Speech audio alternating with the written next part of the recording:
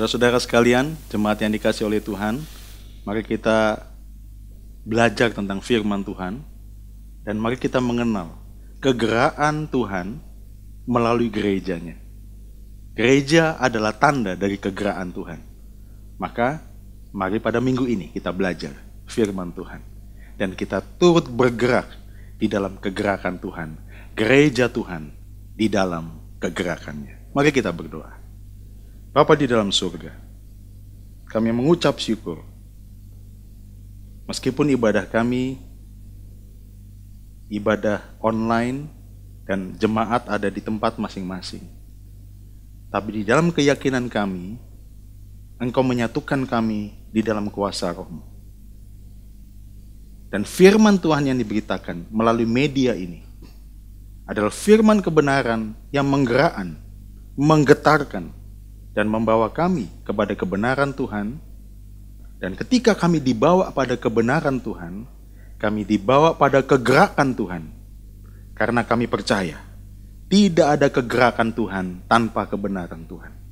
Maka nyatakanlah kebenaran-Mu Tuhan, agar kehidupan kami boleh digerakkan oleh Tuhan dan menyatakan kehadiran-Mu di tengah-tengah kehidupan kami. Mulialah nama-Mu ya Tuhan, ditinggikanlah nama-Mu, kekal selamanya. Dalam nama Tuhan Yesus kami berdoa. Amin.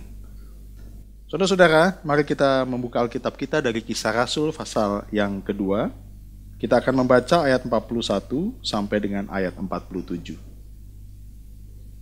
Saya akan membacakan bagi saudara-saudara jemaat yang dikasihi Tuhan pada kesempatan ini. Kisah Rasul 2 ayat 41 sampai 47. Cara hidup jemaat yang pertama. Orang-orang yang menerima perkataannya itu memberi diri dibaptis. Dan pada hari itu jumlah mereka bertambah kira-kira 3.000 jiwa. Mereka bertekun dalam pengajaran rasul-rasul dan dalam persekutuan. Dan mereka selalu berkumpul untuk memecahkan roti dan berdoa. Maka ketakutanlah mereka semua. Sedang rasul-rasul itu mengadakan banyak mujizat dan tanda. Dan semua orang yang telah menjadi percaya tetap bersatu. Dan segala kepunyaan mereka adalah kepunyaan bersama. Dan selalu ada dari mereka yang menjual harta miliknya, lalu membagi-bagikannya kepada semua orang sesuai dengan keperluan masing-masing. Dengan bertekun dan dengan sehati mereka berkumpul tiap-tiap hari dalam bait Allah. Mereka memecahkan roti di rumah masing-masing secara bergilir dan makan bersama-sama dengan gembira dan dengan tulus hati, sambil memuji Allah. Dan mereka disukai semua orang. Dan tiap-tiap hari Tuhan menambah jumlah mereka dengan orang yang diselamatkan. Demikianlah firman Tuhan. Terpujilah Tuhan, kebenarannya diungkapkan, dan hidup kita digerakkan. Amin. Saudara-saudara sekalian, kita akan belajar tentang gereja dalam kegerakannya. 1 bulan ini kita belajar tentang gereja Tuhan. Maka kita akan mengupas secara khusus bagian ini. Dan juga nanti kita akan membaca bagian lain dari firman Tuhan, yaitu Yohanes 17 berkaitan dengan doa Tuhan Yesus tentang gerejanya. Ya. Nah, sebelum itu saya mengawali khotbah ini dengan persepsi tentang kata. Saya akan sebutkan kata ini dan apa yang terlintas dalam pikiran saudara. Ya. Yang pertama, jika ada kata COVID-19, apa yang terlintas dalam pikiran Anda? Penyakit? Takut? Oke. Atau yang lain? Silakan. Mungkin di rumah masing-masing bisa tanya satu dengan yang lain, papa, mama, papa tanya anak, mama tanya anaknya. Kalau COVID, apa yang terlintas dalam pikiranmu? Oke. Yang kedua, ya, apa yang terlintas dalam pikiranmu ketika ada kata CW Mall atau Ciputra World Mall? Mungkin ada beberapa kita langsung dekat gereja, kan gitu. Ya. Baik, kata yang ketiga. Apa yang terlintas dalam pikiran Bapak Ibu, saudara-saudara di rumah atau di tempat masing-masing? Kata Donald Trump. Apa yang terlintas? Oke. Kata berikutnya, apa yang terlintas dalam pikiran jemaat sekalian tentang kata Gibeon Church? Mudah-mudahan sama ya, rumah. Mudah-mudahan sama ya. Tapi apa yang terlintas dalam pikiran saudara-saudara? Nah, yang terakhir nih. Apa yang terlintas dalam pikiran jemaat sekalian tentang kata gereja?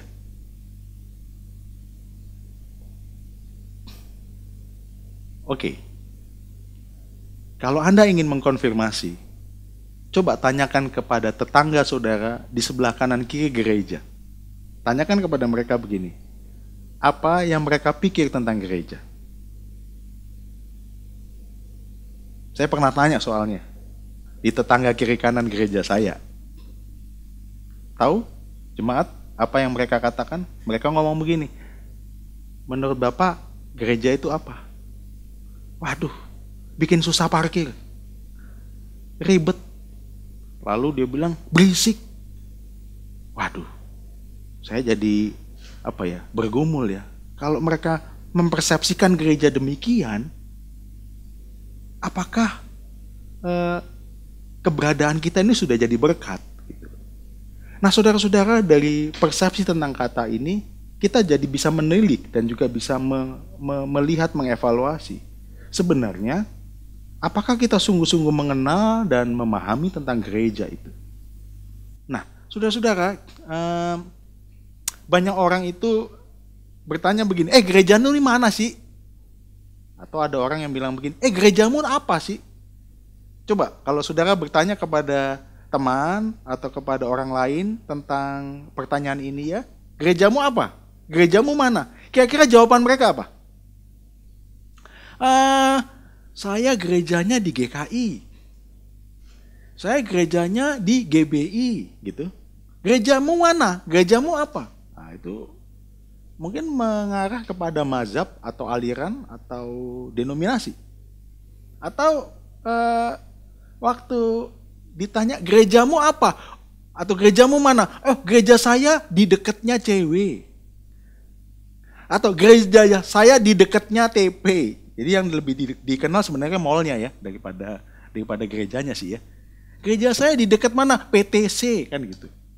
Itu saya jadi ragu apakah dia betul-betul ke gereja atau ke mall gitu ya. Jadi sebenarnya tujuannya mau ke mall tapi mampir ke gereja dulu atau kebalikannya ya. Setelah dari gereja ke mall. Kalau saudara bagaimana sih? Ya. Nah, ini pertanyaan yang menarik loh. Gerejamu ini apa? Ya, gerejamu ini apa?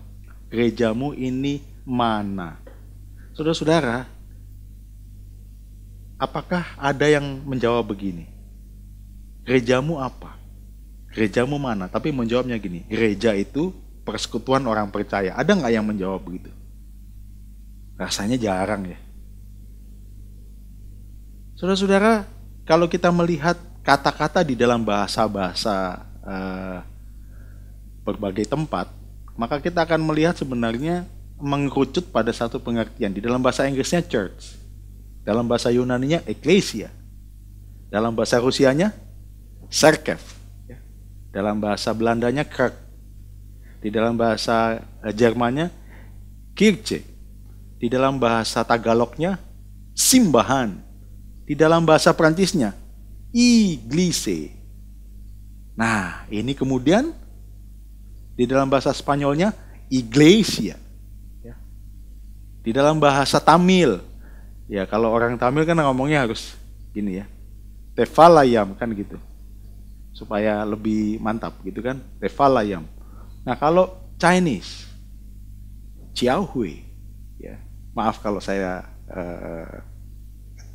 agak salah nyebutnya. Nah ini nih Korea paling unik. Orang Korea menyebut gereja itu apa? Jiaohui gitu kan. Jadi Maaf kalau saya salah, tapi begitulah mereka menyebutnya.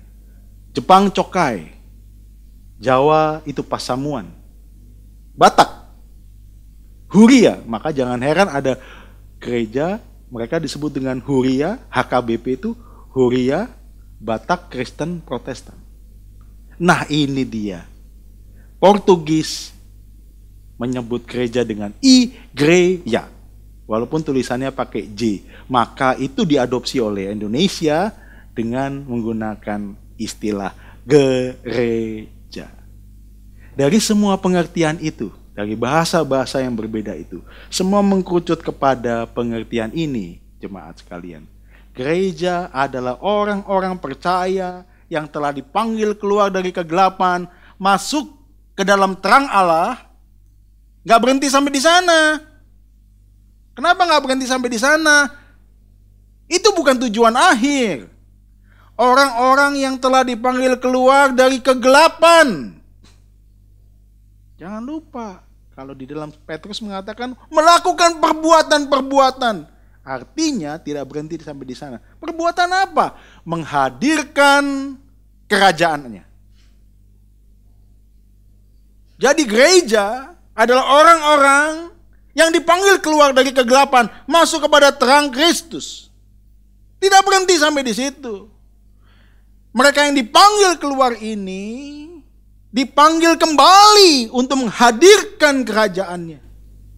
Maka saudara-saudara, jemaat yang dikasihi Tuhan, gereja adalah Anda dan saya yang dipanggil keluar dari kegelapan, masuk kepada terang Kristus. Jangan berhenti sampai di situ. Terus menikmati terang Kristus sudah selesai. No.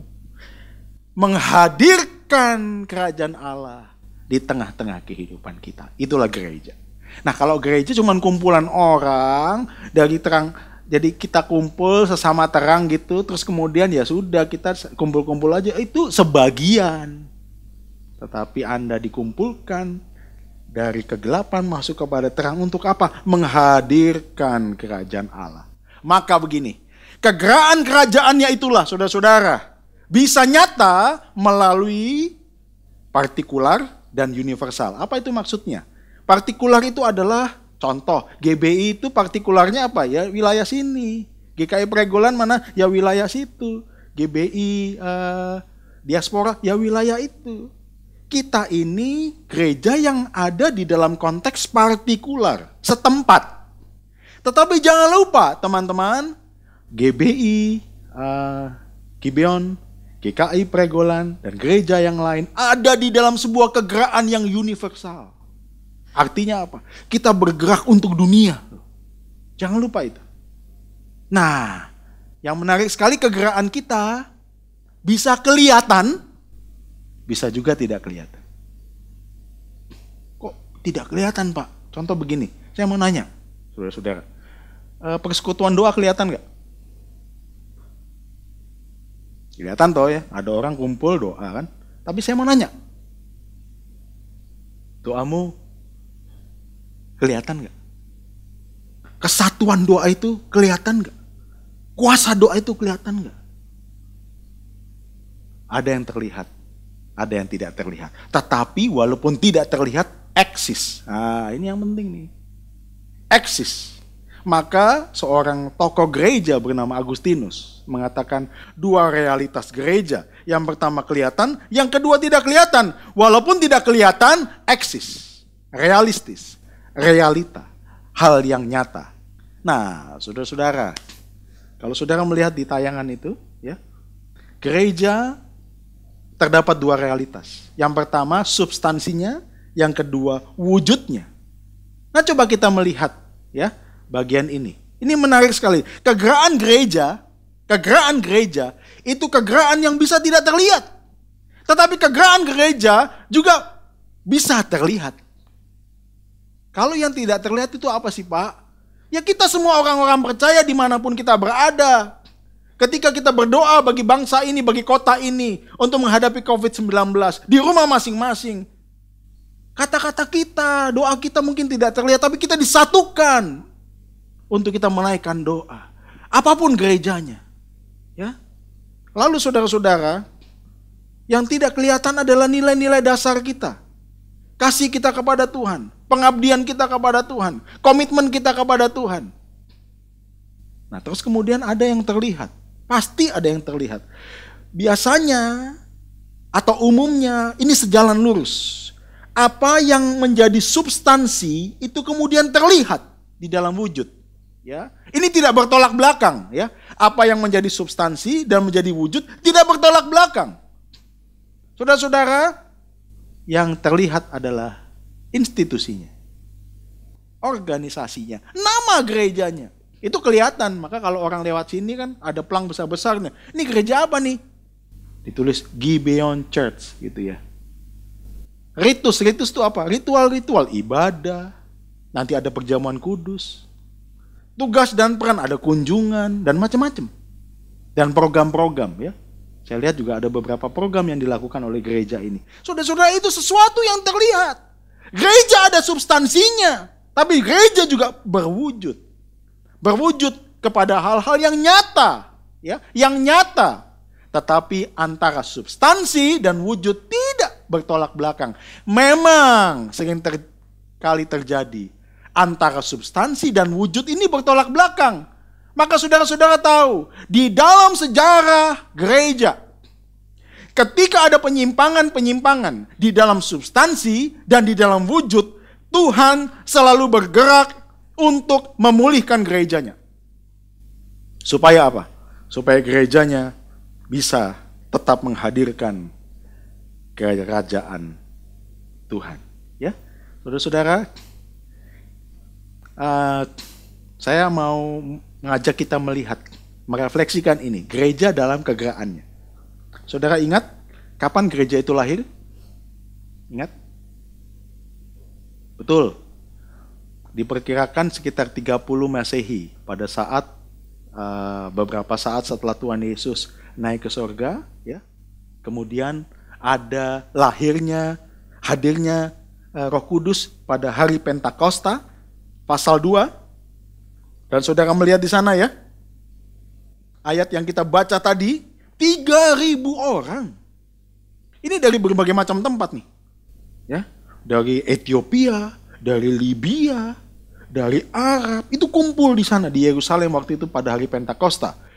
Dan dari sekian banyak orang yang hadir dari Yerusalem untuk menghadiri hari raya Pentakosta, yaitu panen raya, ucapan syukur pada panen raya, 3.000 orang mendengarkan firman dari khotbah Petrus.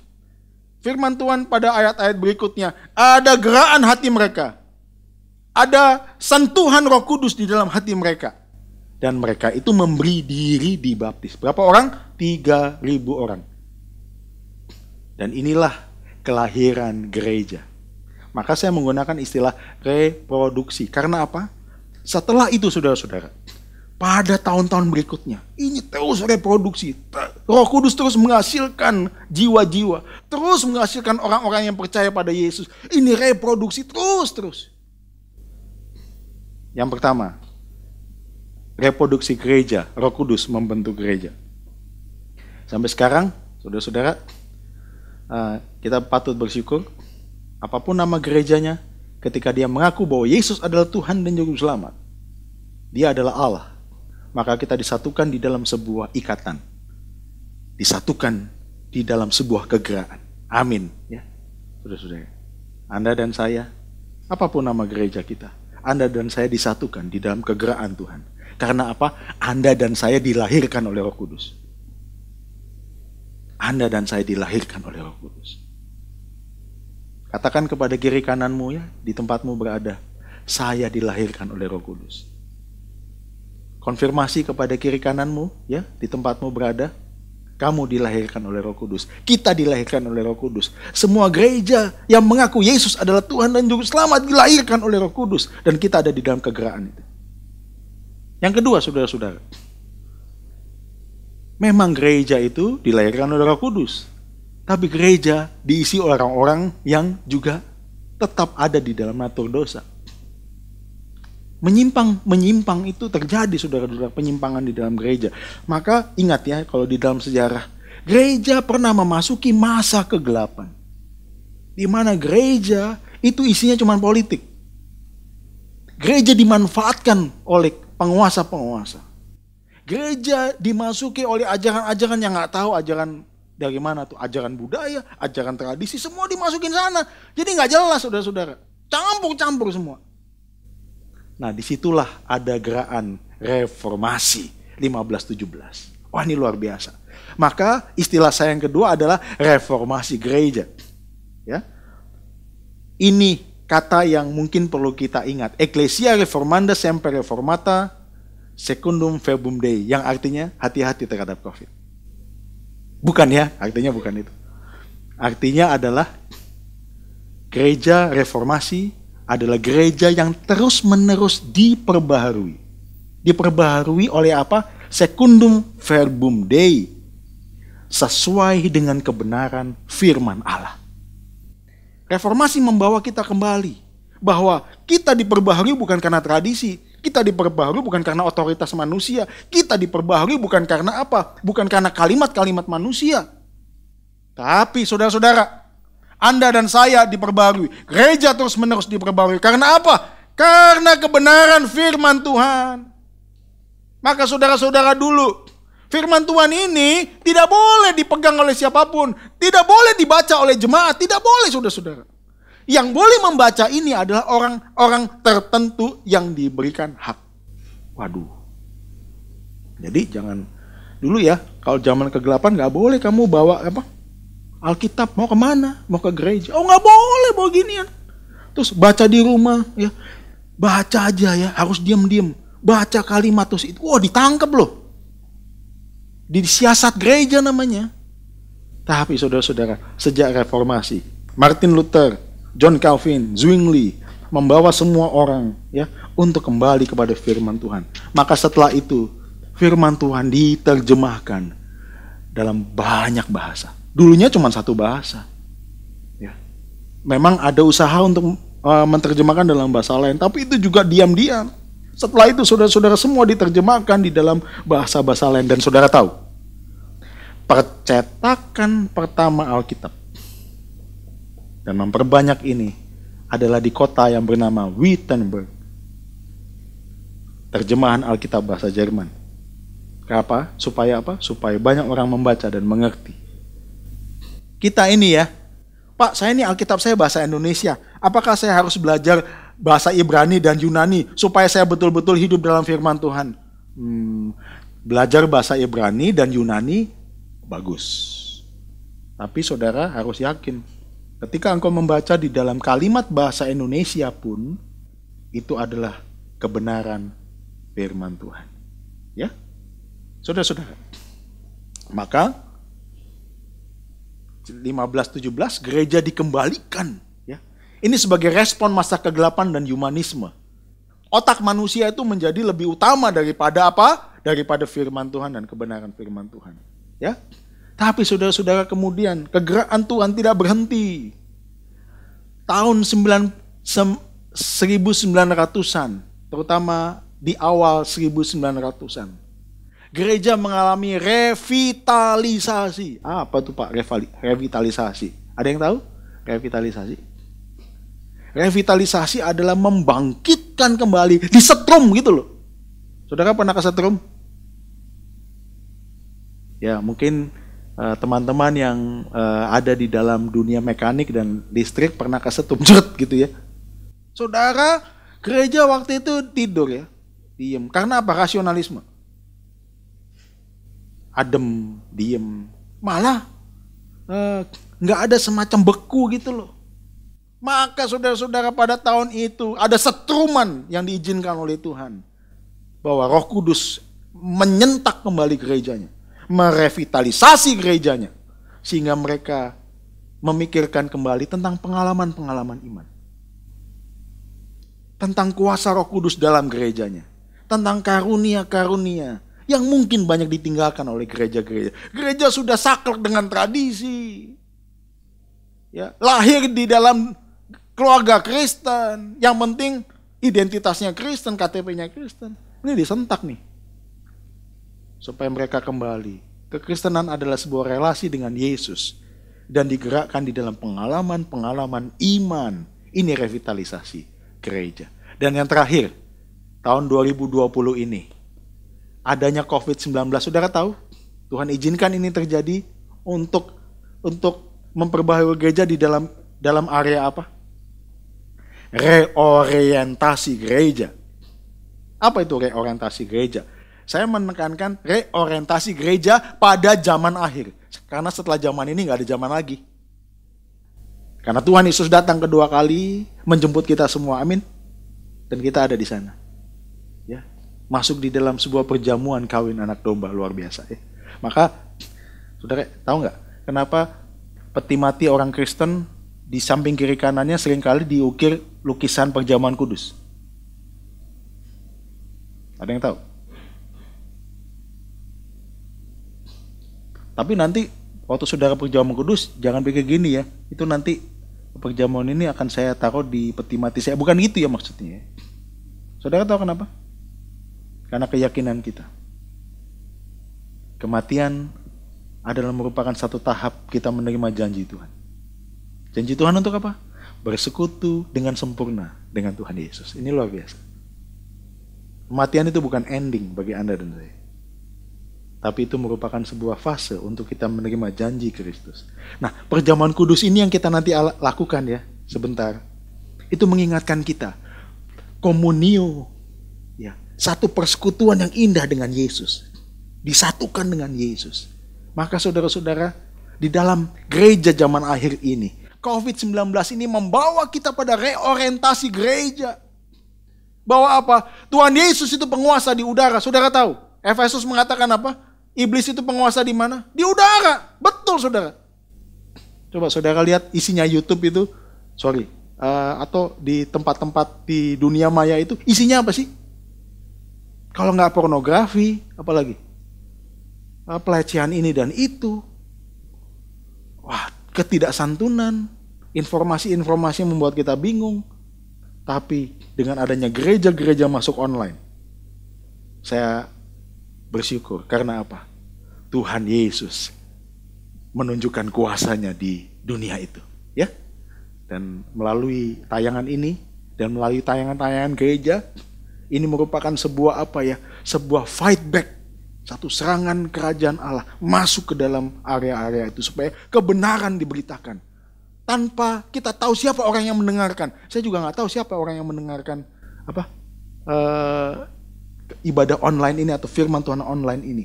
Siapapun, mungkin saudara belum mengenal Kristus. Mungkin saudara hidup saudara itu putus asa. Saudara mungkin punya keyakinan yang berbeda. Tapi sekarang saudara mendengar tentang ini. Bahwa Tuhan Yesus itu berkuasa melalui gerejanya dan dia bergerak. Dan hati saudara digerakkan oleh Tuhan. Oh saudara-saudara, ini luar biasa. Tuhan Yesus menyatakan dia adalah penguasa di udara. Ya. Meruntuhkan tembok-tembok identitas gereja. Sebelumnya gini, kita gereja punya misidentitas. Kenapa? Karena saudara-saudara, maaf, gereja itu banyak dikomersialisasikan. Betul? Banyak dikomersialisasikan. Banyak misidentitas yang terjadi di gereja. Tuhan melalui peristiwa COVID ini, Tuhan memperbaharui gerejanya, membawa gereja untuk kembali pada orientasi. Tugasnya apa, saudara-saudara? Misi kita apa? Untuk hadir di dalam dunia ini. Menghadirkan kerajaan Allah. Bukan menghadirkan nama gereja loh. Bukan menghadirkan nama organisasi saya. Bukan menghadirkan lembaga saya. Bukan menghadirkan pribadi saya.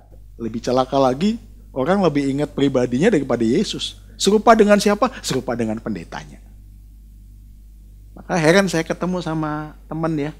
Cara ngomongnya sudah kayak pendetanya. Ya.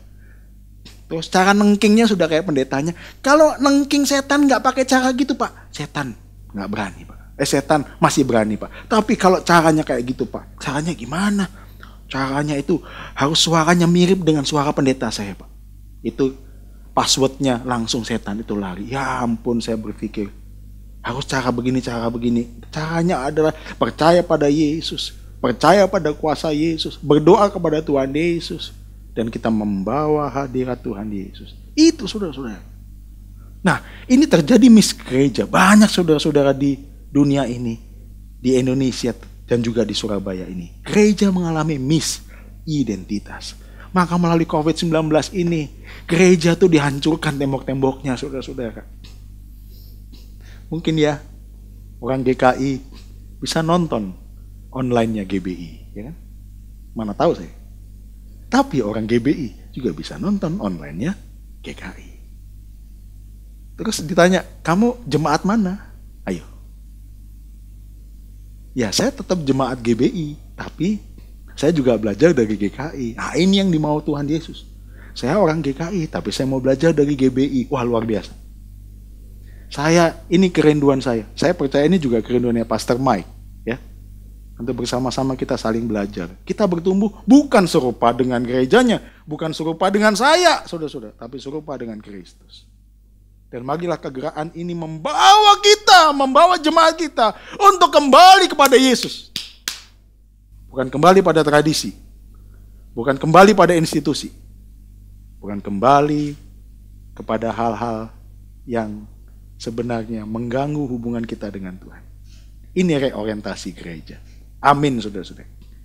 Nah, inilah kegerakan Tuhan kalau saudara lihat. Dan kegerakan Tuhan itu saya simpulkan begini. Roh Kuduslah pribadi yang aktif melakukan reproduksi, reformasi, revitalisasi, dan reorientasi gerejanya. Saat gerejanya lumpuh bahkan mati, dialah yang membangkitkan dan menghidupkannya. Roh Kudus adalah pribadi yang sangat berkepentingan untuk menghidupkan gerejanya, karena dialah yang melahirkan gerejanya. Kalau gerejanya itu dilahirkan olehnya, maka Roh Kudus adalah pribadi yang berkepentingan untuk menghidupkan kembali gerejanya, supaya gerejanya ini menghadirkan kehadiran Allah di tengah-tengah dunia ini. Maka kalau ada orang bilang gini, Pak, gereja ini mati, gereja ini tidak hidup, kita doakan. Karena biarlah Roh Kudus yang bekerja melalui cara Roh Kudus untuk menghidupkan kembali gerejanya, supaya gereja itu saudara-saudara bisa menghadirkan Kristus. Nah begini, tapi di beberapa tempat banyak gereja yang mau dimatikan, saudara-saudara. Matikan apa? Ditutup. Ya, gedung gerejanya nih maksudnya nih. Ditutup. Saya dengar dari teman, ada satu gereja dibuyarkan.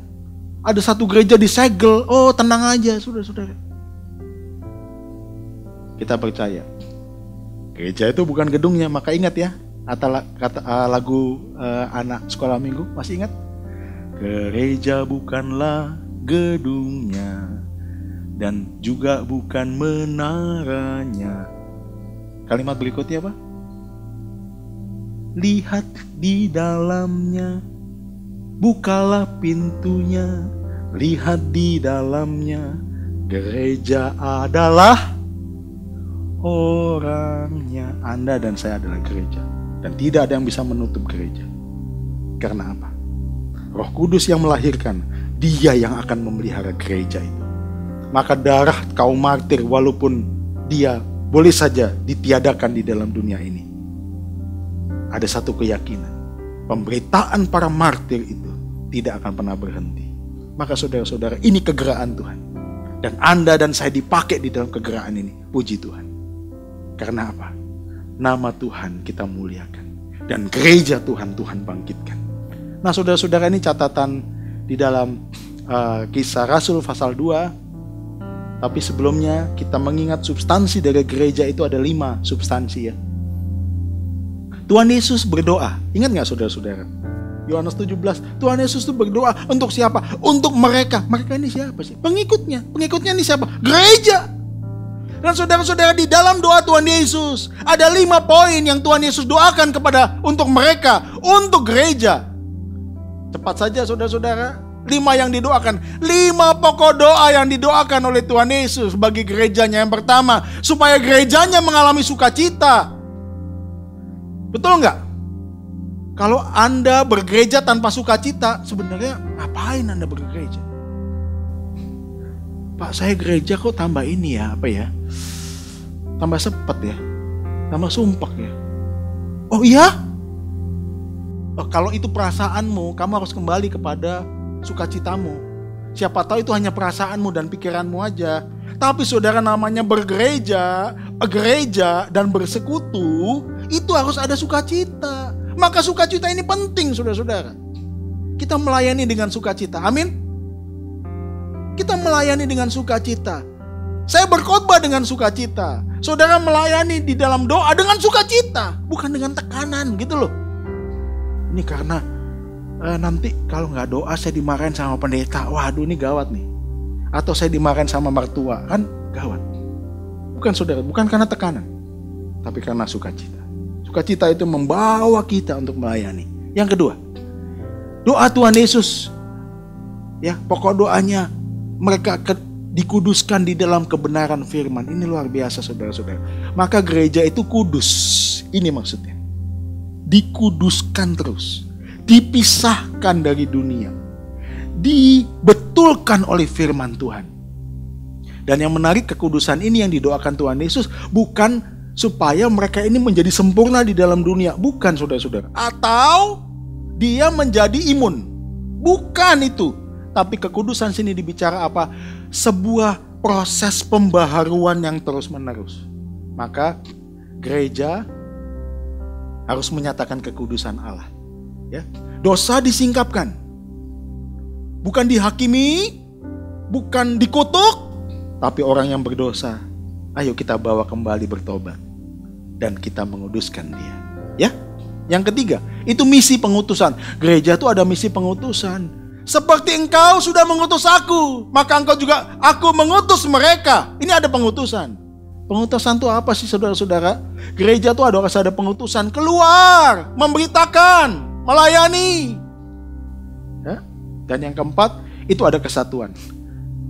Umat Tuhan itu harus bersatu. Seperti doa Tuhan Yesus. Seperti engkau dan aku adalah satu. Aku juga berdoa kepada mereka, bagi mereka, supaya juga mereka menjadi satu. Kesatuan ini bukan kesatuan organisasi. Jadi begini Pak, harusnya gereja itu satu aja namanya. Oke, ini bercanda ya.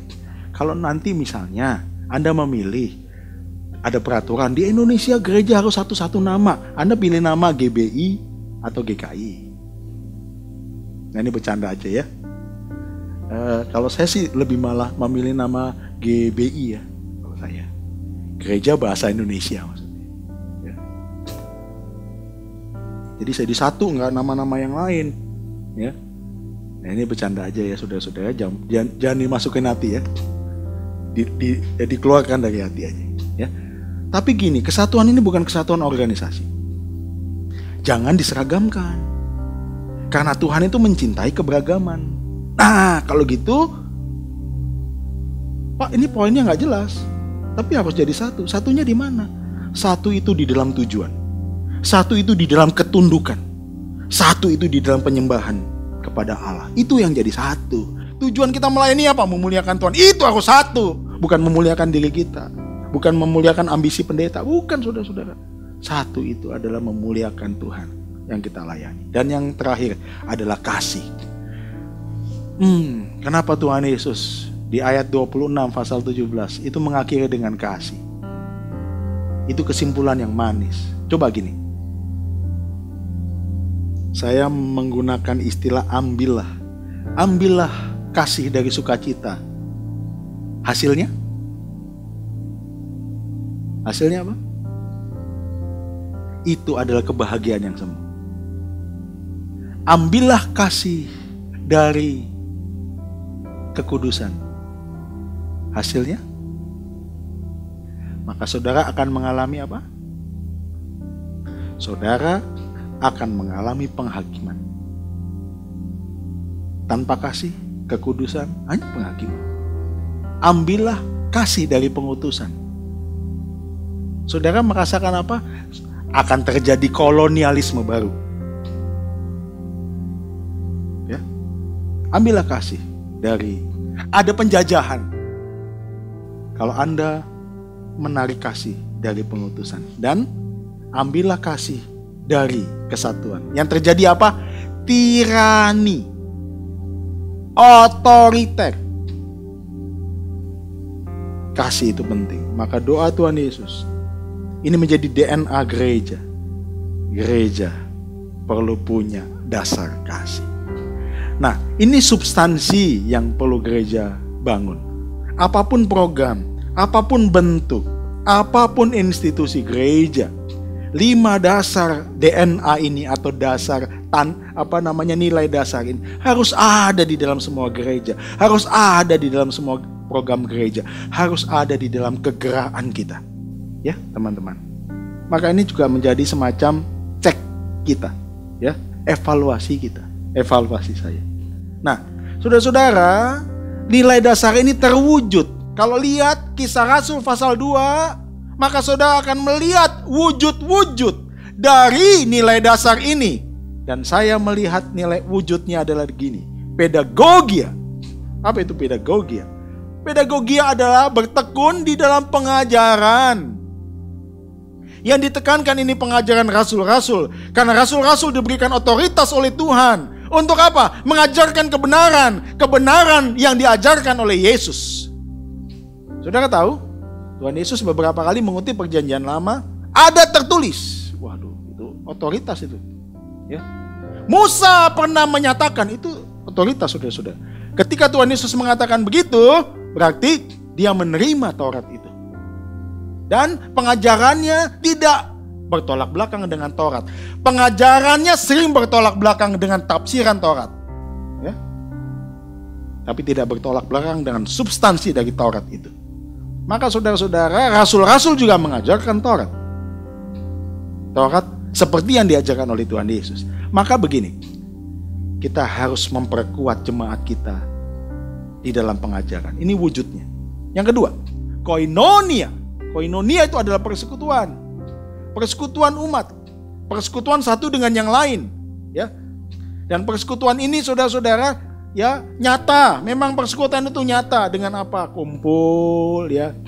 Di sini kan ada kafe, ya. Makanya habis kebaktian jangan pulang dulu. Terus langsung nyebrang gitu ya ke tempat seberang. Sini dulu gitu, kumpul-kumpul sharing. Itu persekutuan. Sekarang nggak ada kumpul tatap muka, ya pakai Zoom lah. Kelompok-kelompok kecil pakai Zoom, ya. Kelompok keluarga pakai Zoom semua. Tapi jangan suami istri pakai Zoom satu rumah, ya. Satu di kamar sini, satu di kamar. Itu sih bukan persekutuan ya namanya. Saudara-saudara, ada loh kayak begitu, saudara. Ada. Karena gegeran terus di rumah. Ya karena Covid ini, maka dia pisah kamar. Nah, kalau komunikasi sama istrinya apa? Pakai Zoom. Ya ampun, ya. Pakai Zoom tuh. Tolong ya, nanti anakmu antar. Pakai Zoom. Gawat ya. Nah, persekutuan adalah sebuah ikatan kasih, ya. Dan yang ketiga, diakonia.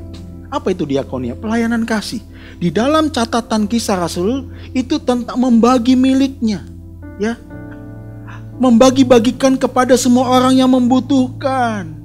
Wah, ini luar biasa, saudara-saudara. Maka ini salah satu pelayanan diakonia kita.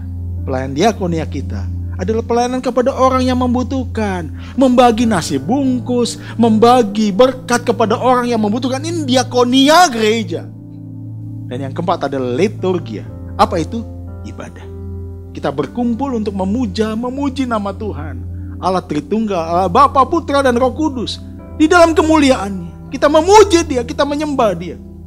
Itu adalah liturgia. Kalau di sini dituliskan dengan bertekun. Dan dengan sehati mereka berkumpul tiap hari dalam bait Allah. Saudara-saudara, ini komitmen kita untuk datang berkumpul menyembah Tuhan. Ini liturgia atau ibadah. Ini wujud tanda gereja. Maka kalau saudara lihat kan orang bertanya, Pak, kamu kebaktiannya hari apa? Loh, kok bukan hari Minggu? Bagi saya, hari apapun yang Anda tetapkan sebagai komitmen itu Sabat. Tapi mutlak jelas siapa yang kau sembah di dalam hari itu, bukan harinya.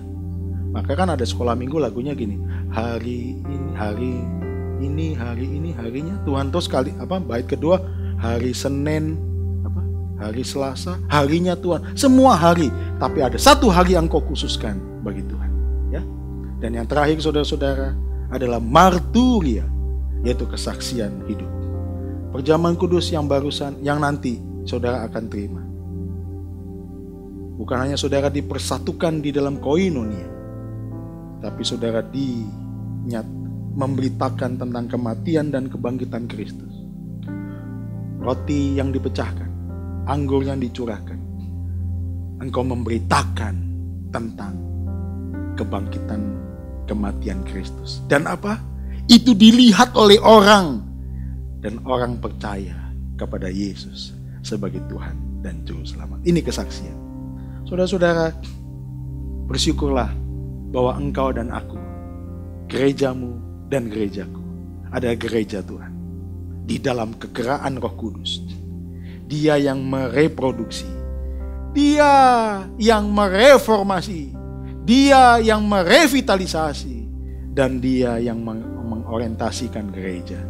Supaya gereja terus dalam kegeraan bagi dunia untuk kemuliaan Tuhan.